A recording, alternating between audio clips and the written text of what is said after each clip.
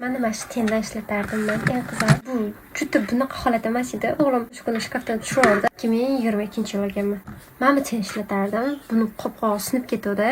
Buni qizlik paytimda olganman. Eng qizig'i bundan keyin ten olganman boshqa, lekin bunaqa sifatli chiqmaganda. 2024-yilgacha ekan mana. Mana bunaqa ishlatganman yuzimga tonalka Lux Visajdan. Buni sroki 2025-yil noyabrda bo'lganman, lekin fevralgacha ishlatdim bu narsani. Natijasida nima bo'lgan bilasizlarmi? Ajinlar, poralarimni ko'rdinglarmi? Ko'zimni tagi qorayib qolganda, ajin bor men bitimda.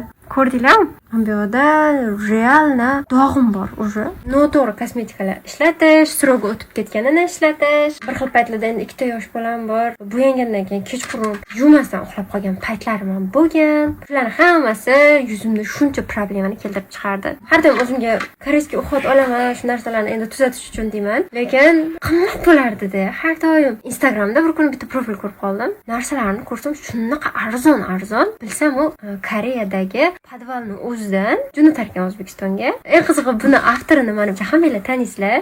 Keyin sraz yozdim. Shunaqa yuzimda problemalarim bor. Keyin jo'natishdi. Chiroyli korobkalarda yetib keldi. Mana shu narsa. Collagen eye cream ekan. Silimaxdan niacinamidli krem ekan. Bu ham o'zimda sinab ko'rish uchun bir dunyo toner yuborgan. Mana qo'lim uchun krem jo'natganlar, tush jo'natdilar. Mana bunaqa 5 ta masta jo'natdilar. Narxlari eng qizig'i nerealniy arzonda.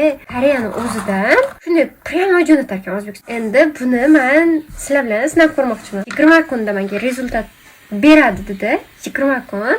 Mana shu Zarina Cosmetics profilida hammasini ko'rsatib boraman. Yo natijasi bo'ladimi yo'qmi? Bilasizlarmi? Har doim bez effekt chiqaman. Oxirigacha shunaqa chiqaman, xudo xohlasa.